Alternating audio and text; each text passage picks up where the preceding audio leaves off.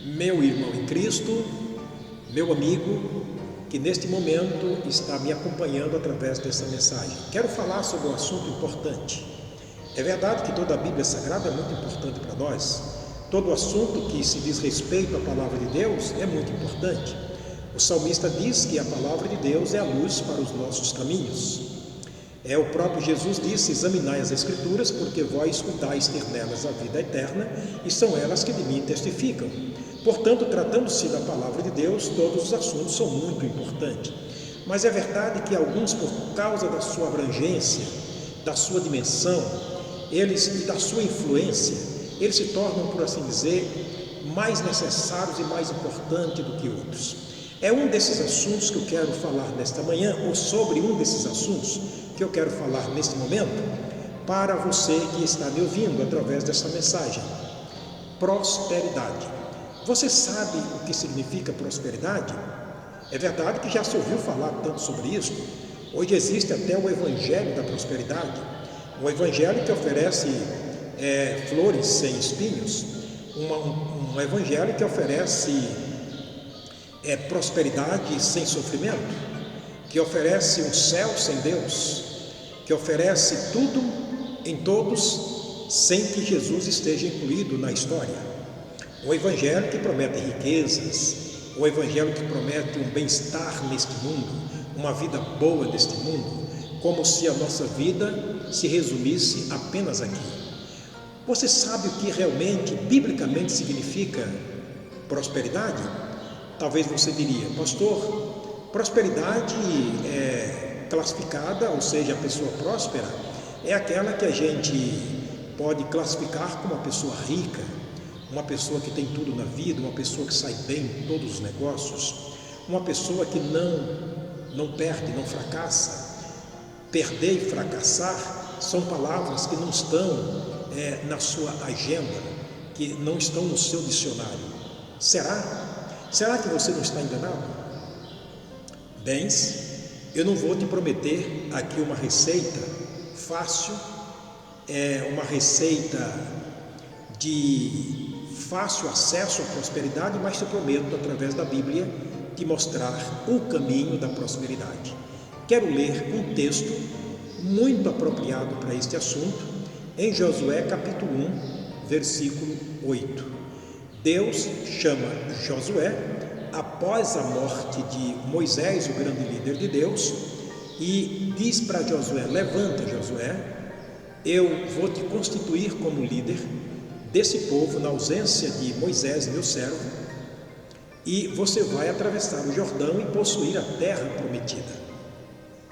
E ele faz promessas maravilhosas a Josué: olha, ninguém vai poder te resistir, eu vou ser contigo como fui com Moisés. Onde tu pisares a planta do teu pé, então tudo isso será teu. Então Deus prometeu a Josué e a Israel a maior possessão daquela época. E chegando no versículo 8 especialmente, que é o versículo que eu quero chamar a sua atenção e no qual estaremos baseando nossa mensagem de hoje, ele diz: não aparte da tua boca o livro desta lei, medita nele dia e noite. Tenhas cuidado de fazer tudo conforme nele está escrito, porque então farás prosperar o teu caminho e serás bem-sucedido. Deus estava, sem dúvida alguma, falando sobre prosperidade, sobre sucesso na vida. Ele disse: você vai ser próspero, você vai ser bem-sucedido. Queridos, se você acha que ser bem-sucedido ou que a prosperidade ela é classificada pela riqueza de alguém, eu quero te contar rapidamente a história de um homem cujo Jesus falou em Lucas capítulo 12. Era um homem próspero, era um homem que enriqueceu muito na sua vida. E chegou um momento que, debaixo da graça, das bênçãos de Deus, da muita chuva que os céus proporcionou para ele, a sua lavoura cresceu muito, produziu, rendeu muito, e ele chegou um momento que disse: o que eu farei para guardar os frutos da terra? Porque a minha lavoura produziu com abundância. E ele disse: bens, já sei, eu vou derribar os meus celeiros que são pequenos, vou construir outros maiores ainda, e daí eu vou estocar tudo isso e vou dizer para a minha alma: alma, tens em depósito muitos bens para muitos dias. Aquele homem havia enriquecido muito debaixo da graça de Deus. A riqueza é uma graça de Deus, é a graça comum de Deus para todo aquele que é diligente nesse mundo, para aquele que trabalha, para aquele que se esforça. A riqueza vem como resultado de trabalho por ele prestado. E Deus é justo para recompensar a cada um segundo os seus esforços. A bênção comum de Deus, a graça comum de Deus. Aquele homem enriqueceu muito. Quando ele faz essa promessa à sua própria alma, dizendo que agora tinha uma abastança para muitos anos e que a sua alma devia descansar e folgar, chega no capítulo 12, especialmente no versículo 8, ele vai dizer: louco, Deus disse: louco, essa noite te pedirão a tua alma, e o que tens preparado para quem será? Jesus reprovou a riqueza daquele homem como sinônimo de prosperidade. No capítulo 16 de Lucas, nós encontramos um outro homem rico, muito rico. A Bíblia diz que ele vestia-se de púrpura e de linho finíssimo e todos os dias vivia regaladamente. Ele não sabia o que era pobreza, ele não sabia o que era dor, não sabia o que era dificuldade, ele não sabia o que era fome, o que era sede, ele não sabia o que era aperto na sua vida. Portanto, Deus o classificou como um homem rico. Mas a Bíblia diz que no capítulo 12, versos 22 especialmente, a Bíblia diz que o homem morreu, foi sepultado e logo imediatamente a sua alma estava no inferno. Ergueu os olhos estando em tormento e viu ao longe Abraão e Lázaro que estavam no seu seio, e ele agora começa a clamar a Deus por misericórdia. Para onde foi a riqueza daquele homem? Não conseguiu comprar um lugarzinho nos céus, não conseguiu comprar a atenção de Deus. Portanto, eu estou dizendo para você nesses textos, tanto Lucas 12 quanto Lucas 16, que riqueza não é sinônimo de prosperidade, o que você tem ouvido muito. Se você é pobre, então se você ouvir e obedecer às regras do Evangelho da prosperidade, você enriquecerá, e isso no estalar de dedo. Dorme pobre e acordará rico. Cuidado que pode acordar no inferno ao invés de acordar rico. Foi o caso desses dois homens, especialmente do homem de Lucas capítulo 16. Estou sendo muito sincero com você à luz da palavra de Deus. Ora, nós temos também um capítulo na Bíblia que é muito rico nesse sentido. Quero te chamar a atenção. Anote aí no seu caderninho de anotações e depois você confere, certo, tudo aquilo que eu estou pregando para você. O Salmo 72 é um salmo escrito não por Davi, por Asaf. E naquele momento o escritor dos Salmos, ele faz alusão a homens ímpios e ricos nesse mundo. O verso 13, ele disse que tinha inveja dos ímpios. Por que ele tinha inveja dos ímpios? No verso 4 ele diz porque eles não têm aperto na sua morte, eles estão firmes. No verso 5, ele diz que eles não se achavam em trabalho como outras pessoas se achavam e em fadiga como outros homens. Ele disse: olha, são homens prósperos, são homens que têm uma vida desejável. E no verso 7 o salmista diz: os seus olhos estão inchados de gordura, eles têm mais do que o seu coração deseja. Ele disse: olha, eles são tão ricos, eles são tão prósperos, que tem mais do que aquilo que é necessário para a sua vida. Eles estão esbanjando riqueza. Quando chega no versículo 12, o salmista diz: eis que estes são ímpios, porém prosperam no mundo. É interessante, olha o detalhe que ele coloca aqui, ó. Na verdade que em vão tenho purificado, aliás, versículo 12, eis que eles são ímpios e prosperam no mundo, aumentam as suas riquezas. O salmista parece que tinha até razão de invejar aquele homem. Se usar o texto aqui isoladamente, sem o contexto, você vai até na onda do evangelho de prosperidade. Olha, porque a Bíblia está fazendo aqui uma citação de um homem que é rico e que prosperou muito na sua vida, e que até o salmista que escreveu os salmos, especialmente o Salmo 73, teve inveja deste homem. E eu poderia montar aqui uma doutrina falsa e te levaram por um caminho falso por causa de uma citação de um homem rico que prosperou-se muito na vida. Mas esta não é a doutrina verdadeira que Deus quer que nós aprendamos. Esse não é o caminho da prosperidade. Esse é o caminho falso da prosperidade. Quando chega no versículo 13, olha o que o salmista diz: na verdade que eu em vão tenho purificado o meu coração e lavado as minhas mãos na inocência. Olha que perigo para quem não obedece à palavra de Deus, ou olha as citações como um ensinamento prático para a sociedade ou para a igreja. Está vendo o salmista que diz que na verdade era até em vão essa vida que ele levava de um homem justo, se abstendo de algumas coisas desse mundo e não aproveitando as oportunidades, não se lançando as oportunidades para se enriquecer, seja de que maneira for, de maneira lícita ou ilícita, não importa. O salmista disse que tinha inveja daqueles homens ímpios que prosperaram e se enriquecaram na terra. Querido, é uma citação que o salmista está fazendo para depois ele mostrar o pano de fundo da vida desses homens prósperos. Olha o versículo 17: até que entrei no santuário de Deus. O salmista diz: esses pensamentos vieram à minha cabeça, a vista dos meus olhos perduraram, as fantasias perduraram, até que eu entrei no santuário de Deus. Então entendi eu o fim deles. Qual é o fim deles que o salmista entendeu? Olha o versículo 18. Certamente ele está falando com Deus nesse momento. Certamente tu os pusestes em lugares escorregadios, tu os lanças em destruição. O salmista diz: olha o fim deles, serão destruídos. O versículo 19: como cai na desolação, quase no momento, ficam totalmente consumidos de terrores. O salmista disse que o fim daquele que prosperam na vida sem Deus, que conseguiram a prosperidade sem Deus, o fim deles é triste.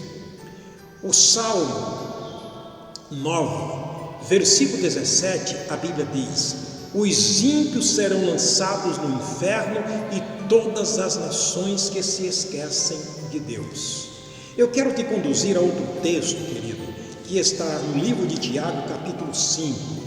Depois você leia na sua Bíblia esses textos, são muito importantes para você que procura a prosperidade. Estamos vendo o lado falso da prosperidade. No capítulo 5, eu vou ler os versos 5 até o versículo 6, diz o seguinte, Tiago escrevendo, diz o seguinte: eia, pois, agora vós ricos, chorai e pranteai por vossas misérias, que sobre vós hão de vir. Ele está aqui projetando a vida e o futuro, o final dos ricos sem Deus. Ele diz no verso 2: as vossas riquezas estão apodrecidas, as vossas vestes estão comidas de traça. Verso 6: o vosso ouro e a vossa prata se enferrujaram, e a sua ferrugem dará testemunho contra vós, e comerá como fogo a vossa carne. Entesouraste para os últimos dias. O que Tiago está dizendo é que uma riqueza, uma prosperidade sem Deus está simplesmente acumulando juízo para o último dia, condenação para os últimos dias. O versículo 4 ele diz: eis que o salário dos trabalhadores que ceifaram as vossas terras e que por vós foi diminuído, clama, e os clamores dos que ceifaram entraram nos ouvidos do Senhor dos Exércitos. Querido, quero falar a você que é rico e que tem empregados sob o seu comando, você que tem pessoas que prestam serviço para você tem dado um salário justo a essas pessoas, ou você tem diminuído e subtraído do salário deles? É muito comum se ouvir isso nos dias atuais, pessoas que reclamam que os seus salários foram subtraídos. O governo parece que é uma pessoa que tem trabalhado nesse sentido durante todos os anos. É um sistema maligno, diabólico, satânico. Deus disse que aquele que estão clamando por causa do seu salário que foi diminuído, esse clamor entrou nos ouvidos de Deus, e Deus um dia vai se levantar, e você, como próspero, que prosperou nesse mundo através de roubo, de subtração, de camuflagem, de algo errado na vida, que conseguiu uma riqueza através do suor do outro, a Bíblia diz: você vai prestar conta, você está acumulando tesouro para os últimos dias. Conhecemos hoje uma lista grande de pessoas que estão na televisão, pessoas que têm enriquecido à custa dos outros. Eles estão acumulando condenação para os seus últimos dias, porque estão se enriquecendo, eles estão prosperando da maneira totalmente errada. Queridos, olha o que diz o versículo 5: deliciosamente vivestes sobre a terra, e vos deleitastes, cevastes os vossos corações como um dia de matança. É assim que eles fazem festa, eles fazem aglomeração, eles comem, bebem, vestem, folgam em cima daquilo que é teu, daquilo que é meu. São ladrões da sociedade. Deus está dizendo: esses que prosperaram ilicitamente, fora das regras e do caminho que Deus estabeleceu, estão acumulando tesouro para o último dia. O seu ouro e a sua traça os correrá no inferno. O versículo 6 ele diz: condenastes e matastes o justo, ele não vos resistiu. Não se dá por conta pessoas que tiveram que desistir dos seus empregos, porque foram tão sufocados, foram tão oprimidos de necessidades causadas por um patrão injusto, desleal, que simplesmente cresceu às custas dos seus funcionários, dos seus empregados. Tiago disse que eles condenaram o justo, eles mataram o pobre por causa disso. Querido, isso não é prosperidade. Estão caminhando lá do inverso. Tem pessoas enriquecendo à custa de muitas outras pessoas. Este não é o caminho da prosperidade, lamentavelmente não. Vamos ver agora o inverso, vamos ver agora o outro lado da moeda. Lucas 16 diz que o mendigo vivia aqui na terra, não tinha comida, ele não tinha roupas finas, ele se alimentava das migalhas que caíam da mesa do seu vizinho rico, e um dia ele morreu. Mas a Bíblia diz que os anjos o levou para o seio de Abraão. E Deus e Abraão disse ao rico: este agora está consolado, ele agora recebeu consolo. O pobre estava consolado. Como é que você ainda se atreve a dizer que riqueza é sinônimo de prosperidade? A não ser que você esteja olhando para este mundo como se fosse a sua morada eterna. Quer ver um outro exemplo, queridos? Na Bíblia Sagrada, Atos capítulo 9, a Bíblia fala sobre Saulo, um soldado romano que perseguia a igreja do Senhor Jesus e os cristãos. Ele tem um encontro com Jesus ali, e ele então é salvo pela graça e misericórdia de Deus. Naquele encontro que ele teve com Jesus, ele se rende ao Senhor Jesus, abre o seu coração, é transformado, lavado pelo sangue de Cristo.